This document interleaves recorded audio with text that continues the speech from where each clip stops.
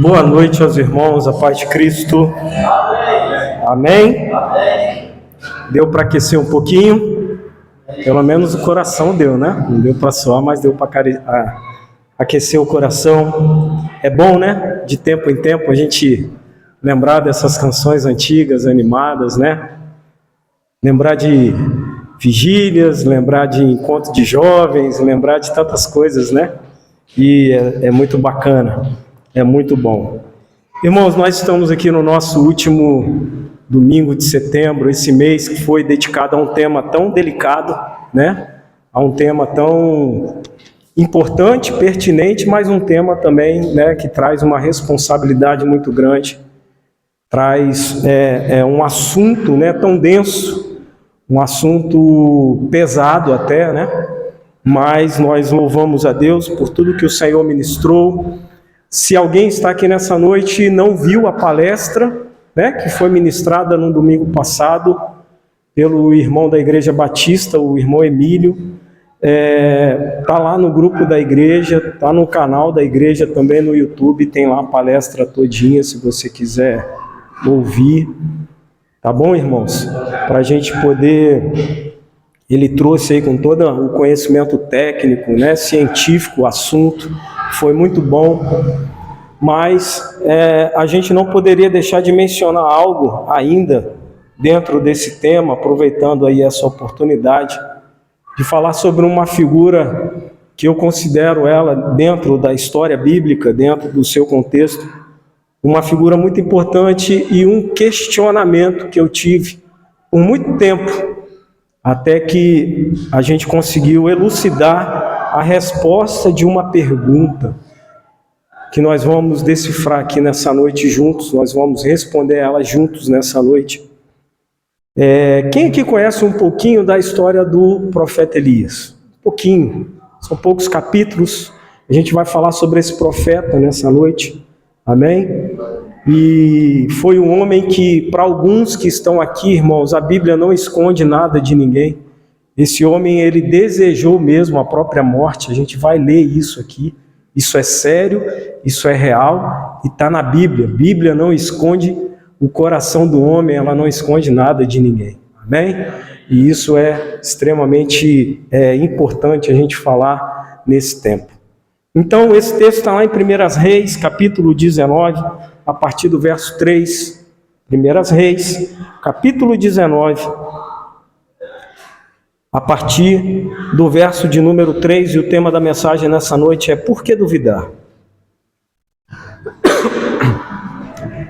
E à medida que os irmãos forem achando, coloquem de pé em reverência à palavra do Senhor, aqueles que puderem. 1 Reis, capítulo 19, a partir do verso 3.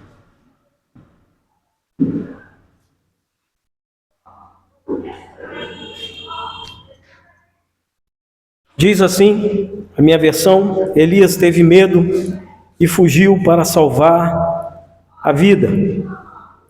Em Berseba de Judá, ele deixou o seu servo e entrou no deserto caminhando um dia. Chegou a um pé de giesta, sentou-se debaixo dele e orou, pedindo a morte.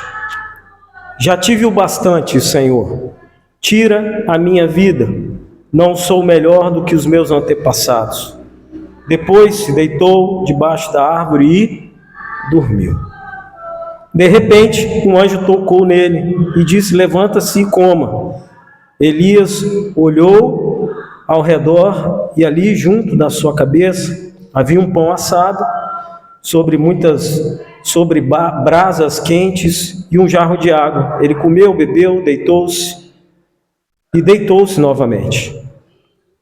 O anjo do Senhor voltou, tocou nele e disse: levante-se e coma, pois a sua viagem será muito longa.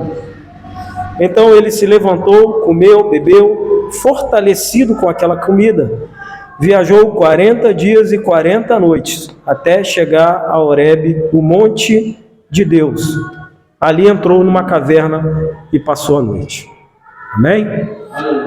Feche os teus olhos, Pai querido, Deus amado, glorioso e eterno, Senhor e Criador de todas as coisas. Nós, agora, nesse momento, como igreja, nos curvamos ante a tua face, diante da tua gloriosa presença e da tua poderosa palavra, para nos submetermos, Senhor, àquilo que está em ti, àquilo que o teu Espírito Santo nos conduzir, clamando, sim, Senhor, e suplicando que o Senhor manifeste o teu querer e o teu realizar no nosso meio, que de fato, Senhor, possamos ser ministrados, tocados, curados, restaurados, Senhor, através do teu Espírito, Senhor. Que a tua palavra possa, ó Deus, gerar em nós alimento, força, disposição, ânimo para, ó Deus, enfrentarmos os nossos desafios, principalmente o nosso pecado. Que o teu nome possa ser glorificado aqui nessa noite, através da vida de cada um irmão que está presente aqui, Senhor. E que possamos juntos, ó Deus, sermos impactados pelo teu poder e contemplarmos juntos, Senhor, a tua graça e o teu amor. Então, Pai, nós te engrandecemos e nós te exaltamos, em nome de Jesus. Amém e amém. A igreja pode se assentar.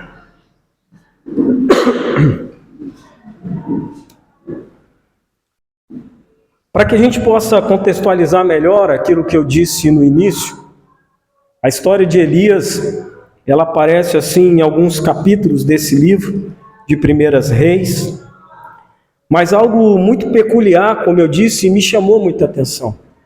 Como um homem que viu e contemplou e fez maravilhas como Elias, chegou a esse ponto de ter medo e pedir para que a própria vida dele fosse tirada. Irmão, só para que a gente possa entender um pouco, Elias, ele participou de um momento na história de Israel muito importante, quando Acabe e Jezabel, talvez esse nome você já deve ter lembrado, pelo menos popularmente falando, né? Esse nome é comum e é atribuído exatamente a coisas ruins, Jezabel, não é isso? A um comportamento ruim, né? É atribuído esse nome.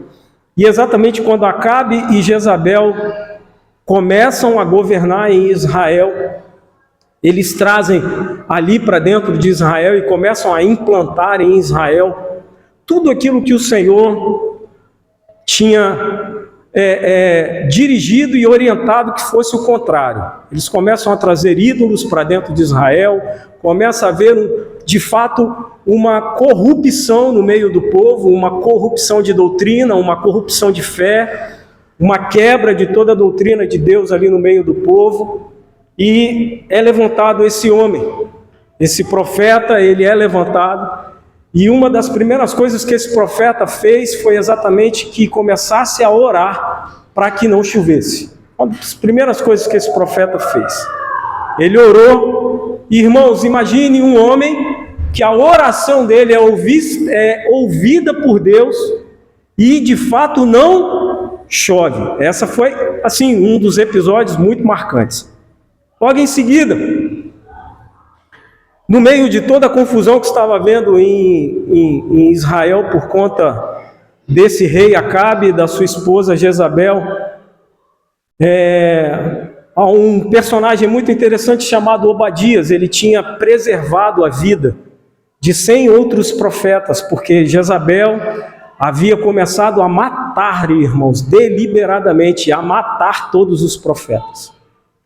E em contato com esse personagem, Elias entrou em contato com ele, buscou a ele e falou: olha, eu quero me encontrar com Acabe.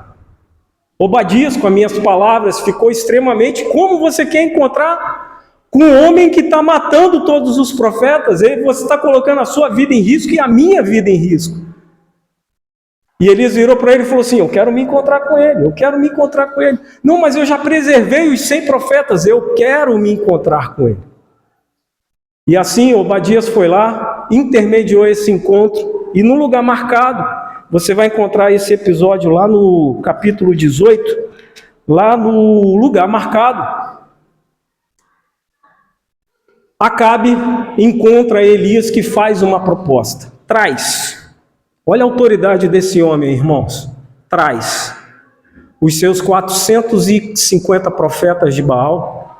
Traz também os seus 400 profetas de Arade. Traz todos eles e a gente vai se encontrar lá no Monte Horebe. Acabe prontamente aceitou o desafio, vamos dizer assim, e no dia e no horário marcado estavam lá 450 profetas de Baal e mais 400 profetas.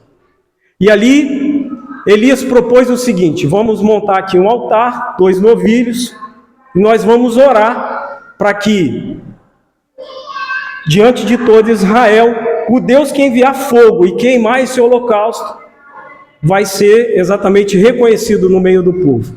Isso, estou falando assim de forma até corrida, só para que os irmãos se situem aonde a gente está querendo chegar.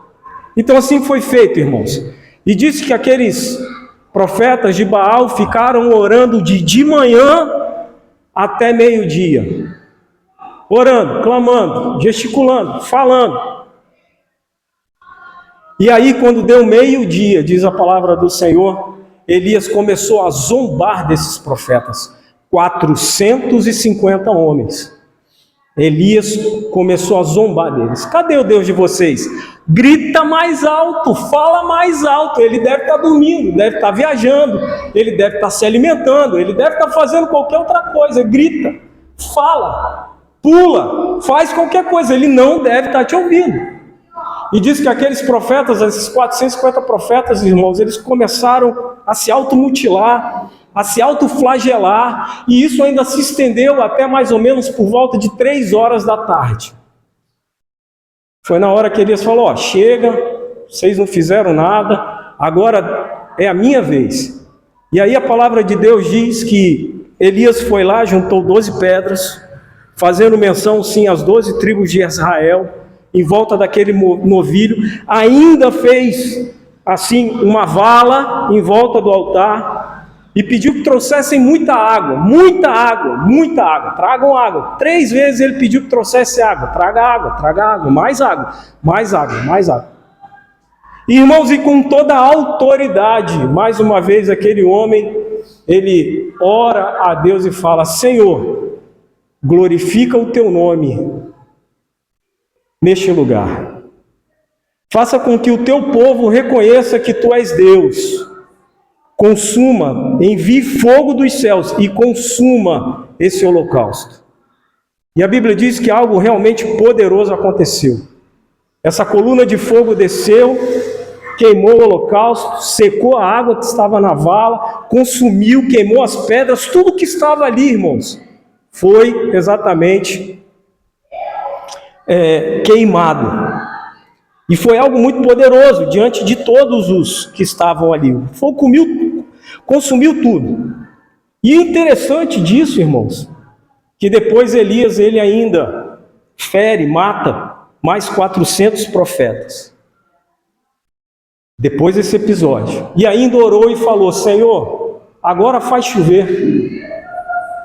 Lembra daquela canção do Apacentar de Nova Iguaçu? Faz chover, abre as... Ele faz menção exatamente a esse texto. E ali ele ora, irmãos, e a chuva começa a cair.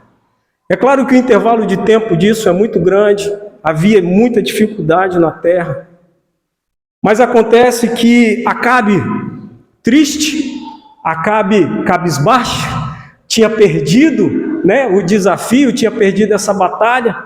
Diz a palavra de Deus que ele chega e vai contar para a esposa, Jezabel, né, o que havia ocorrido. E essa mulher, tomada de vingança, tomada de ódio, ela declara e afirma que vai perseguir o profeta Elias e vai achar ele, vai matar ele. E é exatamente, irmãos, quando ele sabe disso, quando ele ouve isso, o coração de Elias tem medo. E eu fico me perguntando, eu não sei quanto a você, que conhece essa história, se você já se perguntou isso. Como um homem que ora para Deus: para de chover. Deus para de chover. Chove, chove. Um homem com extrema intimidade e autoridade dada por Deus fala: Senhor, manifesta o teu poder aqui, ó, queima esse holocausto. Queima esse holocausto. Um homem que não é que Deus obedecia a ele, não, ele estava debaixo da ordem de Deus. Amém, irmãos? Não é que Deus obedecia a oração dele, não, por favor. É que, de fato, ele estava alinhado com Deus e tudo que ele fazia era dentro da direção de Deus, então Deus respondia, Deus fazia. Foi por intermédio de uma ordem de Deus que Deus falou para Elias: ora para não chover, depois ora para chover. Amém? Então não é que ele estava mandando Deus fazer as coisas, a gente precisa entender bem isso. Então chegou nesse tempo aonde Elias ficou com medo. Ele tinha enfrentado, irmãos, 450 profetas. A Bíblia diz aí, quer ver? Eu vou achar aqui rapidamente.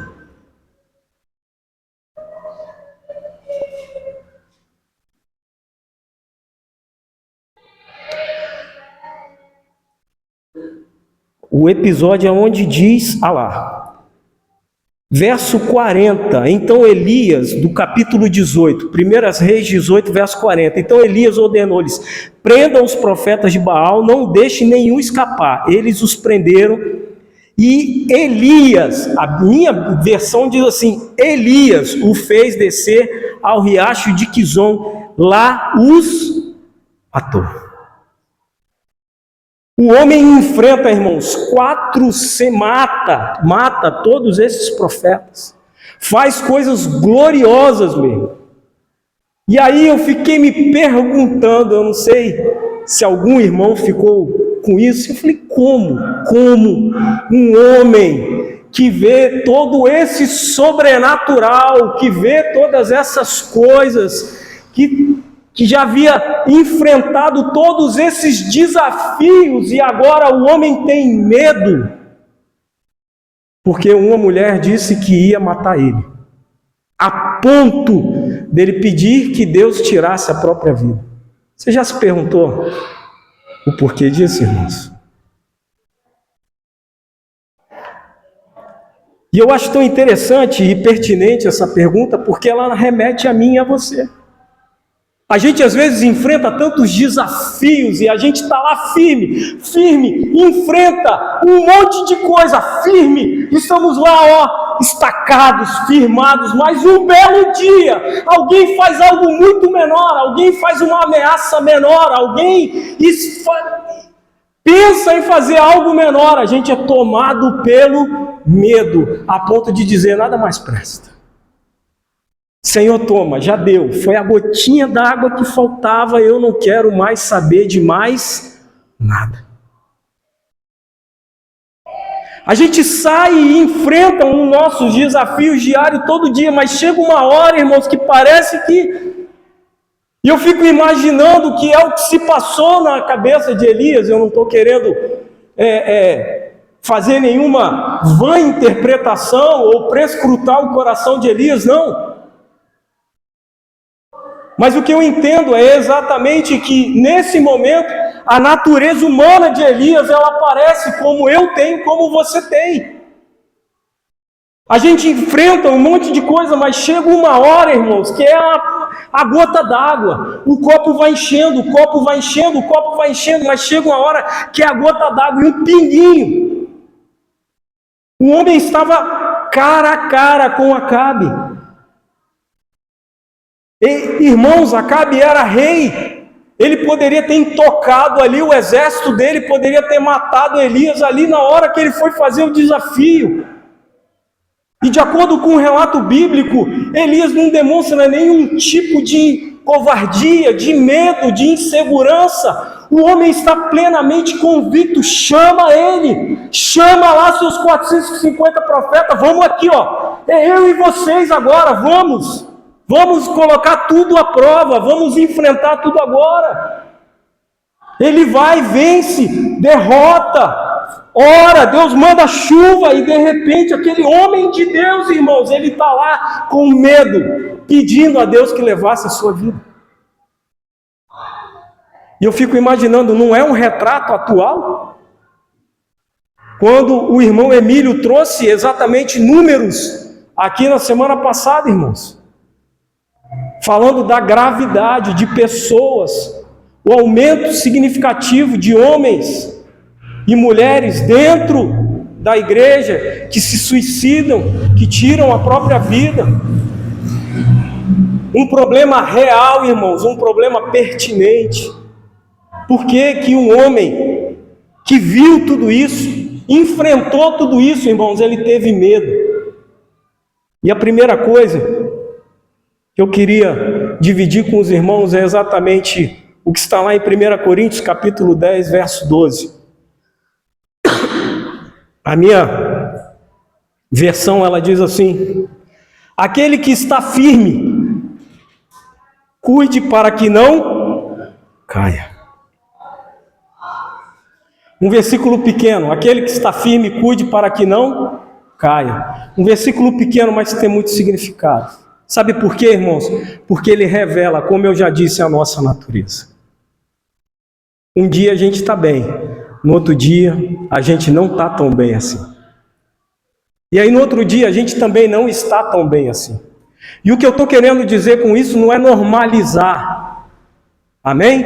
É dizer que isso faz parte da nossa natureza, a gente precisa entender isso. E precisamos lutar contra isso, amém?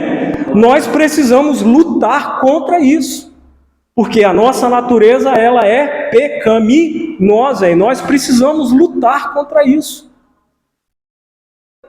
Porque um dia eu confio em Deus, nas suas maravilhas, na sua provisão, que Ele vai prover, que Ele vai falar, que Ele vai manifestar, que Ele vai descer fogo do céu, que Ele está comigo, eu vou lá diante do meu inimigo, e enfrento ele cara a cara, e eu não tenho medo. E como é que no dia seguinte, um tempo depois, um momento depois, eu ouço falar de alguém que não está gostando do que eu estou fazendo, e aquilo ali me entristece, aquilo ali me paralisa, aquilo ali me põe medo suficiente a ponto de eu pedir a Deus que tire a própria vida. Essa é a realidade, irmãos. E de fato, essa realidade, essa verdade, ela está dentro de nós. E por isso que Paulo vai dizer aos coríntios: ó, você que está de pé, cuide para que não caia. O propósito aqui não é dizer como cuidar, mas o propósito aqui é advertir: irmãos, está tudo bem hoje? Glória a Deus por isso. Amanhã vai estar tudo bem, terça vai estar tudo bem, mas os desafios vão vir. E se em algum momento você estiver com medo, calma, calma. É a nossa natureza gritando. Porque Paulo também vai dizer o seguinte, que o amor, ele lança fora todo medo. Calma, calma. É sim a minha natureza. Porque ora a gente tem coragem, ora a gente está firme, ora a gente está convicto, e de repente parece que tudo aquilo se esvai.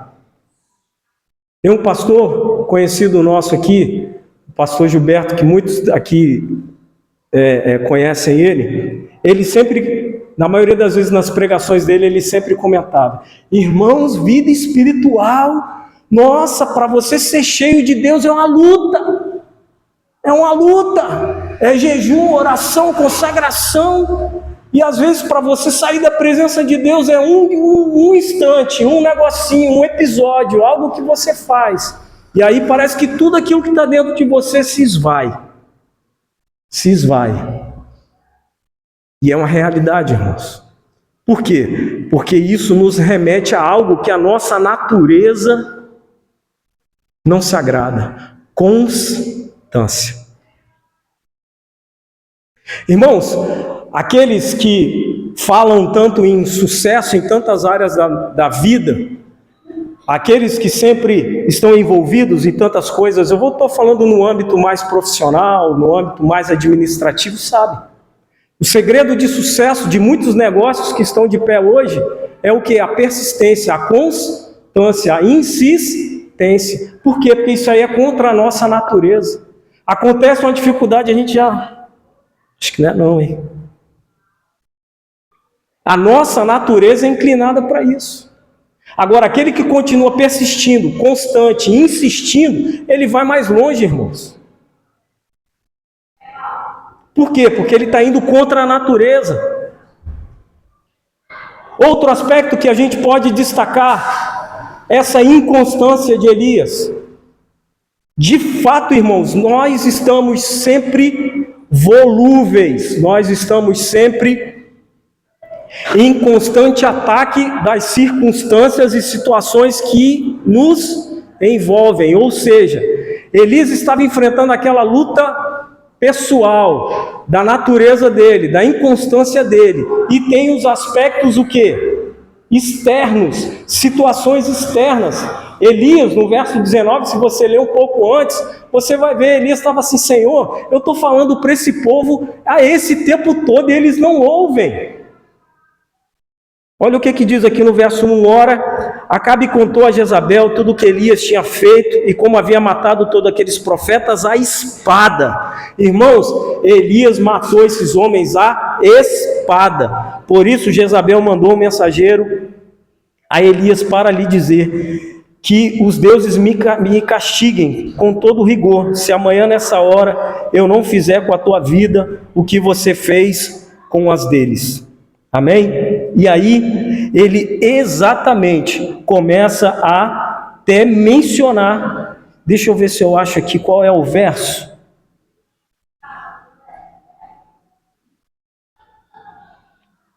No verso de número 10, olha o que Elias vai dizer. Elias aqui, ele já começa um diálogo com Deus. E olha o que Elias vai dizer. Tenho sido muito zeloso pelo Senhor, o Deus de Israel. Os israelitas rejeitaram a tua aliança, quebrando os teus altares e matando os teus profetas à espada. Sou o único que sobrou e agora também estão procurando matar. Ou seja, pelo cenário externo, por aquilo que estava acontecendo, Elias falou, não tem mais ninguém, agora é só eu. A mulher já matou todo mundo, ela já perseguiu todo mundo, ela já fez tudo, agora é só eu. Senhor, não tem mais ninguém em Israel. E olha aí o que Israel faz. Israel não ouve, Israel não te cultua, Israel não te reconhece. Eles são de coração duro, são de dura cerviz. Olha aí, Senhor. Elias, ele está enfrentando os seus conflitos internos e também as situações, a dureza de coração que ele está vendo no povo. E, irmãos, eu acho isso tão atual, eu não sei você, mas eu acho isso atual, é o que a gente está vivendo. É Mateus 24 que nós falamos que no final dos tempos o amor de muitos esfriaria. O quanto eu e você estamos sujeitos a isso, que além de enfrentar os nossos desafios pessoais, toda circunstância à nossa volta, irmãos, pessoas que estão sim vivendo a vida delas, mas que de alguma forma afeta a nossa história, afeta o nosso dia. Dois fatores me fizeram enxergar até o momento as dificuldades que Elias estava atravessando. Eu não estou no mérito se justifica ou não justifica, amém, irmãos? O meu motivo aqui nessa noite não é trazer uma justificativa ou justificar a atitude de Elias. Não, Elias, você tem razão, era isso mesmo que você deveria fazer. Ou, Elias, você não tem razão, como é que você fez tudo isso? E por causa do que está no seu coração, ou por causa do que as pessoas estão fazendo, você está indo. Você então é um homem fraco. Não é esse o meu propósito aqui nessa noite. Mas é exatamente entender as circunstâncias que Elias estava vivendo ali naquele momento.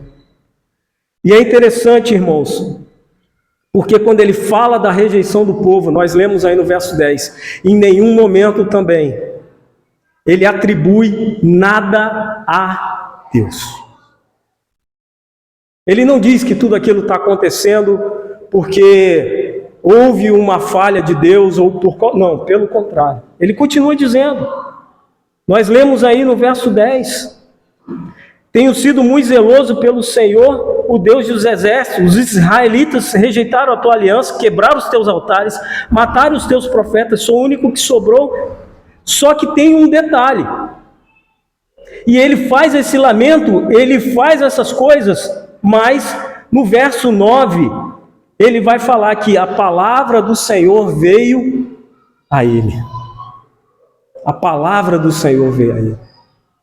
Então, irmãos, ao mesmo tempo que Elias estava consumido por essas coisas, pela sua luta interna, pelas dificuldades externas que ele estava vivendo, Deus ainda fala com ele. E é interessante que no verso 4 diz assim, agora no capítulo 19, e entrou no deserto caminhando um dia, chegou a um pé de giaste, sentou-se debaixo dele e orou pedindo a morte. Já tive bastante, Senhor, tira minha vida, não sou melhor do que os meus antepassados. Depois se deitou debaixo da árvore e dormiu. Esse verso, ele tem algumas coisas peculiares e importantes que nós precisamos destacar. Quando nós analisamos exatamente esse quadro de fuga, de medo, de insegurança, nós vemos exatamente esses passos que aconteceram na vida de Elias. Primeiro, ele se isola. Amém? Ele foge, mesmo sendo por um motivo, mas ele se isola, ele vai para o deserto, ele vai para ali. Ali ele ora, ele fala com Deus, ele se lamenta, e ele pede a sua morte, e ele faz uma comparação, irmãos. Olha como a luta do homem com ele mesmo, ela é difícil. Ele faz uma comparação com outros que fizeram, e com outros que viveram no passado, com outros que também vieram, outros profetas que vieram antes dele, a ponto dele se comparar. Senhor, já deu, já fiz muito, o Senhor já levou eles, me leva também, eu já cumpri o meu objetivo, eu já fiz o que eu tinha que fazer. Ele se compara. Olha como a luta do ser humano, ele está o tempo todo se comparando com um, se comparando com o outro, tentando, além da luta interna, além desses fatores externos, ele vai ainda se comparar, irmãos. Se comparar, olha como isso realmente não é bom para a vida do ser humano. Você ficar se comparando com alguém que tem a sua vida, tem a sua história, tem a sua condição financeira, tem os seus meios, tem as suas prioridades. Ele vai se comparar, irmãos, com outros. Fica se comparando. Eu queria eu queria que acontecesse comigo o que aconteceu com os outros profetas. Isso não é saudável para ninguém. E Elias, claramente, ele faz essa comparação. Em seguida, no verso 5, a gente vê um outro comportamento ligado também à área da depressão, ligado também, a pessoa sente muito sono, desejo de isolamento, aquela vontade, aquela paralisia, você não quer ter contato com ninguém.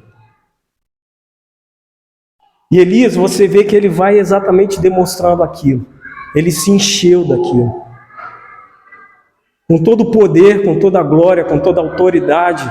Elias foi gradativamente se enchendo daquilo, foi exatamente paralisando.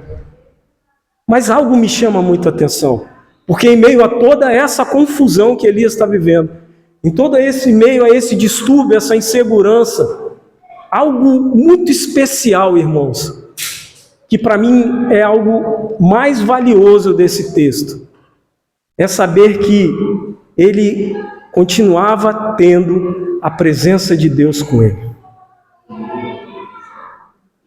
Porque foi Deus que falou para ele: Elias, come. Sabe, irmãos, foi Deus que falou para ele: Elias, come. Elias, vai para a caverna. E eu fico imaginando, irmãos, como é diferente nós passarmos pelas nossas aflições com Deus. Vejam que nesse momento de solidão, que não era solitude, era solidão, nesse momento de fuga, de medo de Elias, Deus manda um anjo e fala para ele: Elias, come, cara. E ele fala mais, ele fala: Elias, come, que ainda tem muita coisa para fazer. Come que não vai parar por aqui não. Você não vai ficar nessa caverna aqui. Você não vai ficar paradinho aqui não. Come que ainda tem muita coisa para você fazer. Contrariando, irmãos, toda aquela situação que Elias estava. Vem um homem de Deus, um anjo de Deus, um enviado de Deus e fala para ele: Elias, come, cara, não acabou ainda não. Tem muita coisa ainda para acontecer. Eu vou sim te mandar para a caverna, mas quem está te mandando para a caverna sou eu. E Deus manda ele para a caverna. Quem está te mandando para a caverna é o próprio Deus. Ou seja, ele vem com a providência, ele vem com o escape. Vai lá para a caverna, que lá eu vou falar com você. Ele fala no verso 9. Vai lá para a caverna, meu irmão, que lá eu vou falar com você. Irmãos, Deus dá o escape, Deus dá a providência. Amém?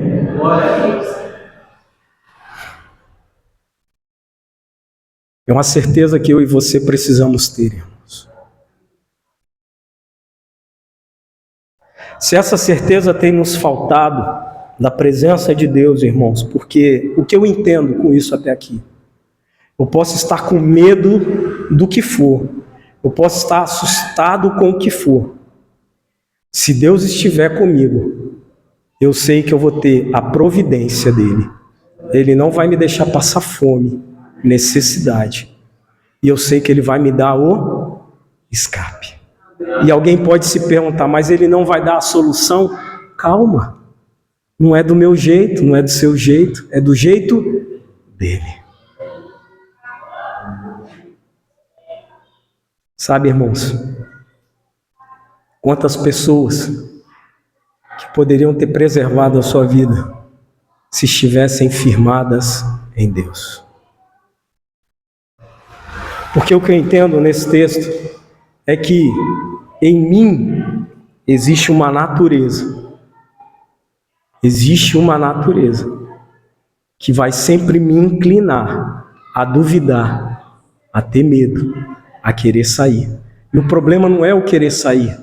O problema, irmãos, não é eu ter medo. Esse não é o problema.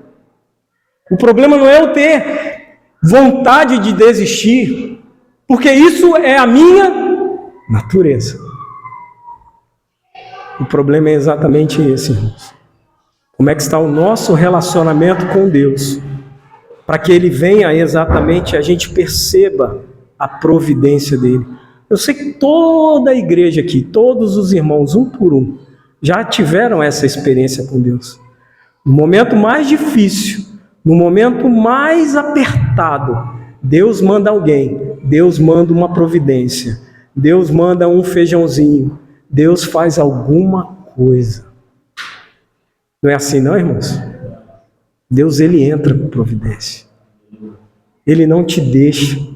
Sabe, irmãos, aqui Deus poderia ter enviado um anjo e ter enviado um banquete para Elias. Olha, Elias, você agora vai ter uma caminhada de 40 dias, então eu vou te mandar, um novilho assado, sabe, lá da churrascaria, lá um steak dos Estados Unidos para você. Vou mandar assim, uma batata rústica bacana para você. Deus poderia ter feito tudo isso com Elias. Não poderia, irmãos? A boca chega a salivou, né, Zé? Mas não. O que o anjo, a providência do Senhor está aí, água e pão. É o que você precisa. Hoje é o que eu vou te dar, água e pão. E é o suficiente, irmãos. Água e pão. Hoje não vai ter aquela galinhazinha, hoje não vai ter aquela carninha, hoje não. Hoje é água e pão. Elias podia, poxa, Senhor, eu vou caminhar 40 dias, tu está me dizendo, e você vai me mandar água e pão? Não é assim que a gente age, irmão. Deus está mandando o anjo, Deus está mandando a providência, Deus está provendo, Deus está abraçando, Deus está amparando, e a gente ainda fica assim, poxa, Senhor, pão e água? Podia ser, né? Um franguinho temperado, um negocinho melhor. né? Mandar uma cordonice, mandar um negocinho, não, pão e água. E aí, irmãos, Deus envia todo o recurso físico e natural que a gente precisa.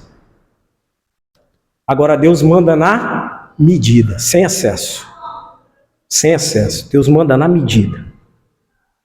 E aí, no verso de número 11 do capítulo 19, ele diz o seguinte: o Senhor lhe disse: saia e fica no monte, na presença do Senhor, pois o Senhor vai passar.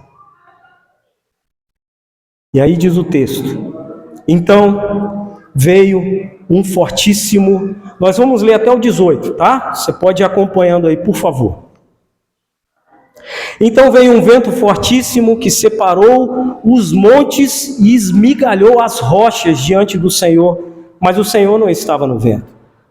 Depois do vento, houve um terremoto, mas o Senhor não estava no terremoto. Depois do terremoto, houve fogo, mas o Senhor não estava nele.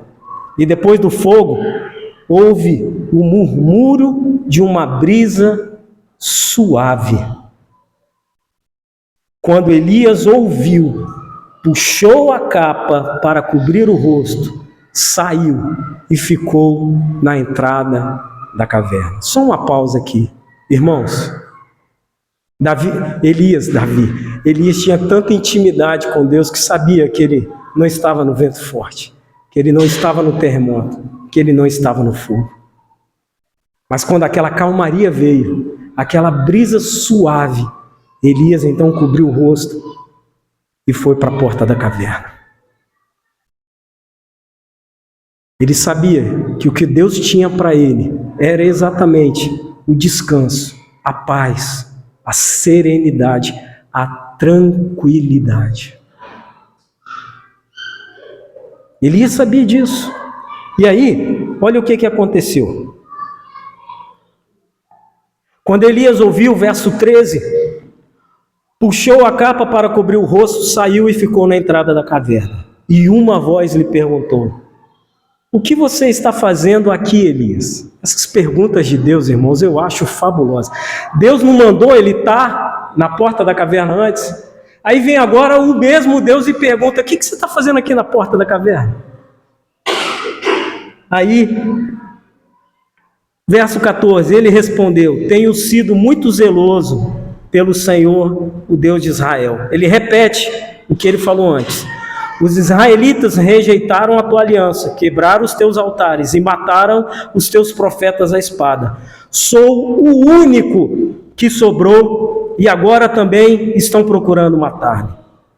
O Senhor lhe disse, verso 15, olha que interessante, irmãos. Volte pelo caminho por onde veio e vá para o deserto de Damasco. Chegando lá, unja Azael como rei da Síria. Unja também Jeú, filho de Ninsi, como rei de Israel. E unja Eliseu, filho de Safate, de Abel-Meolá, para suceder você como profeta. Jeú matará todo aquele que escapar da espada de Azael, e Eliseu matará todo aquele que escapar da espada de Jeú. No entanto, fiz sobrar 7.000 israelitas, todos aqueles cujos joelhos não se inclinaram diante de Baal, e todos aqueles cujos as bocas não o beijaram. Verso 19, então Elias saiu de lá e encontrou Eliseu, filho de Safate. Ele estava arando com 12 parelhas de boi e estava conduzindo a 12ª parelha. Elias o alcançou e lançou a sua capa sobre ele. Eliseu deixou os bois e correu atrás de Elias. Deixa-me dar um beijo de despedida em meu pai e minha mãe. Disse, então irei contigo. Vai e volte, respondeu Elias. Lembre-se do que fiz a você.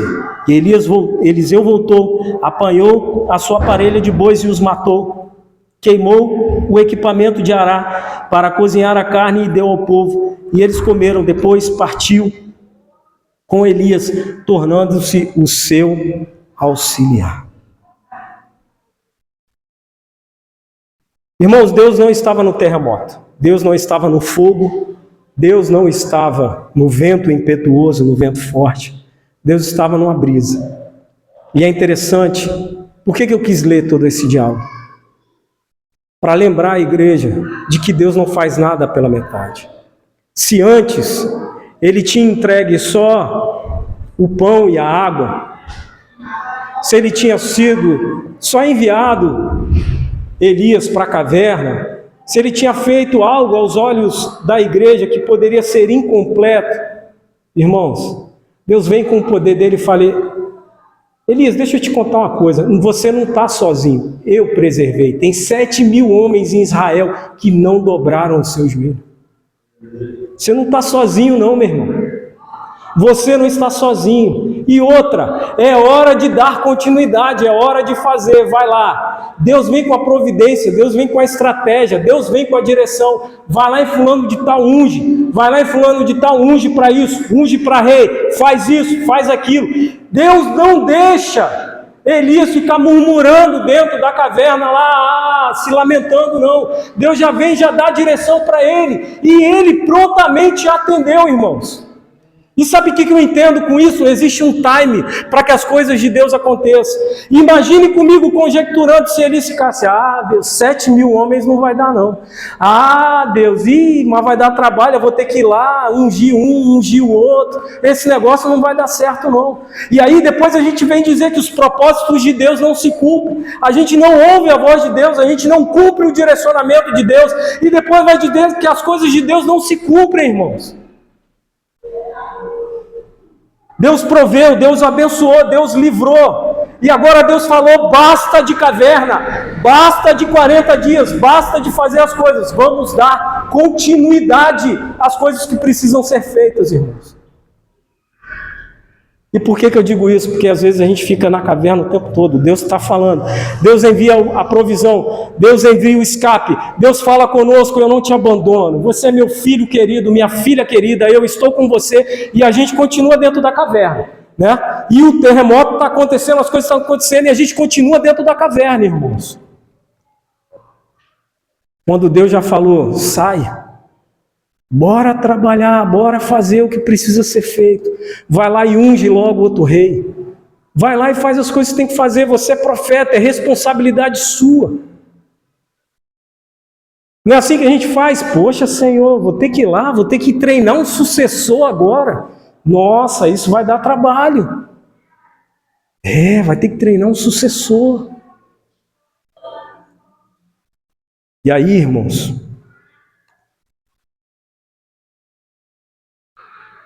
a gente às vezes não percebe que Deus já fez muitas coisas, está fazendo muitas coisas, porque é assim que Ele promete.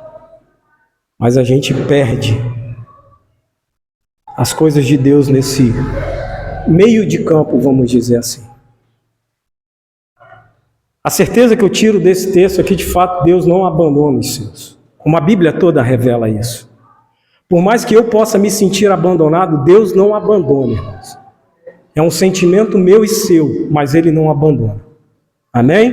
A gente se sente desprotegido, desguarnecido, esquecido, mas Deus não faz isso.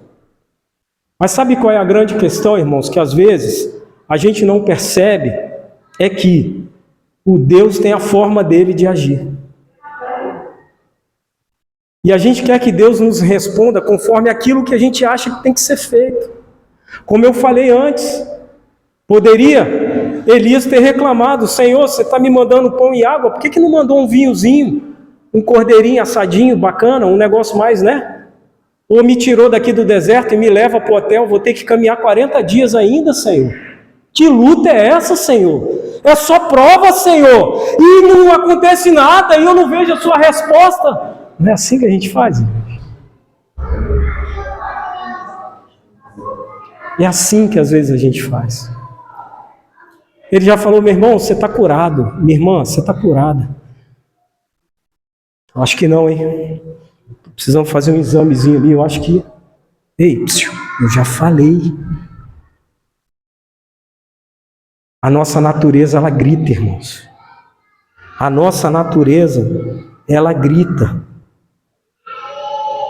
E a única certeza que eu digo para toda a igreja aqui nessa noite, irmãos, para esse nosso pequeno grupo, porque foi uma resposta de algumas coisas que eu tenho colocado diante de Deus, esse texto foi resposta para mim, de algumas coisas que eu tenho colocado diante de Deus, e espero que tenha sido para a igreja também, respostas de algumas coisas que vocês têm colocado diante de Deus. É que haja o que houver, irmãos, aconteça o que acontecer, até por decisão minha, errada ou não, Ele não nos abandona. Eu posso sair daqui hoje e falar, a partir de hoje eu não entro mais em igreja nenhuma, eu não quero saber de mais nada. Eu posso ignorar tudo que Deus fez na minha vida, mas eu sei que os olhos dele vai permanecer em mim. Eu vou ter que arcar com as consequências disso, sem dúvida nenhuma. Eu não vou viver um mar de rosa. Amém? Mas eu sei que Ele não vai me abandonar. Que no dia que eu falar assim, Senhor, Ele vai falar, eu nunca te abandonei. Sabe, irmãos, eu não sei o que você tem passado. Eu não sei o que você tem vivido. Esse mês, na nossa roda de oração, diante do que o Emílio conversou, diante das coisas que ouvimos, uma coisa eu tenho certeza. Em algum momento da nossa vida, nós temos sim pensamentos de não desejar a vida, de querer abandonar tudo, de querer largar tudo. E seria hipocrisia da nossa parte a gente enganar isso da gente mesmo. Amém? Seria ignorância nossa. Uma quarta-feira, eu me lembro que a gente estava orando aqui quarta-feira, aí uma irmã corajosa falou assim, eu estou em tratamento e eu tenho um pensamento suicida. E ali a gente começou a conversar a partir do que essa irmã declarou, numa quarta-feira de oração aqui. Irmãos, esse pequeno grupo que estava aqui quarta-feira, sei lá, umas 4 pessoas, 5 pessoas, todo mundo falou, em determinado momento eu tive. Lá atrás, mas eu estava sem Deus, não importa, mas lá atrás. Tem dia que eu saio de casa mesmo, eu não quero, eu saio pela graça. Essa é a nossa natureza gritando, irmãos. Essa é a nossa natureza gritando que a gente não tem pai, mas a gente tem pai. Essa é a nossa natureza gritando que a gente está ermo, mas a gente não está ermo.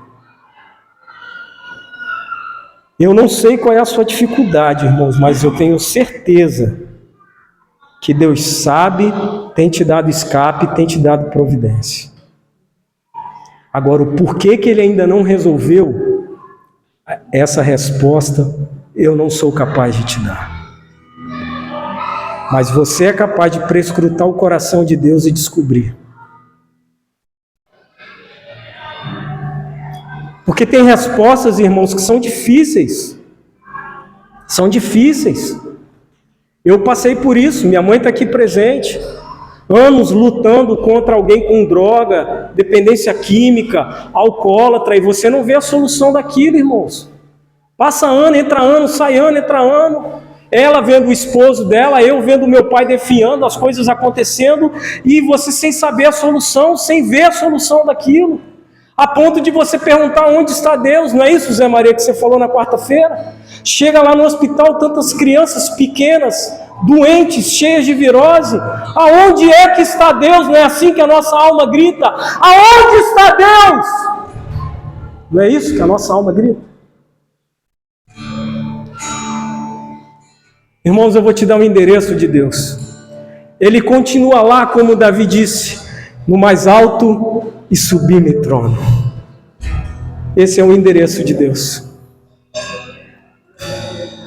Podemos ajudar uns aos outros. A Bíblia diz, a igreja, o papel da igreja é esse: ajudar uns aos outros, suportar uns aos outros. Mas eu jamais vou ser a solução do seu problema, irmãos. Porque a solução do seu problema não é o pastor, não é a igreja, a solução do seu problema é Cristo. E não adianta, irmãos, independente de governo, independente de economia, independente de qualquer coisa que aconteça, irmãos, a minha solução, o que preenche o meu vazio, o que de fato sabe das minhas necessidades é Deus. Ah, mas a Vanessa, ela te ama, ela é tua esposa, você conhece ela há tanto tempo, ela é minha esposa, ela me ama, eu a amo, mas é ela tem a individualidade dela, eu tenho a minha. Não adianta, irmãos. O vazio que ela sente, eu não sou capaz de suprir. Porque eu sei que tem horas que eu estou lá no trabalho e ela está em casa. E o vazio que ela sente, eu não vou poder atender.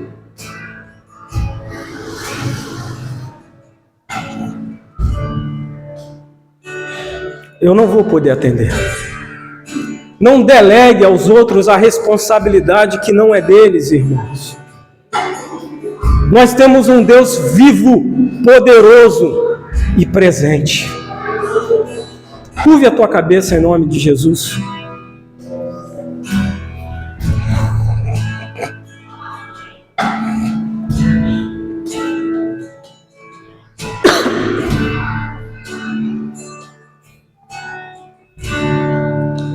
Por toda a minha vida, ó Senhor, te louvarei.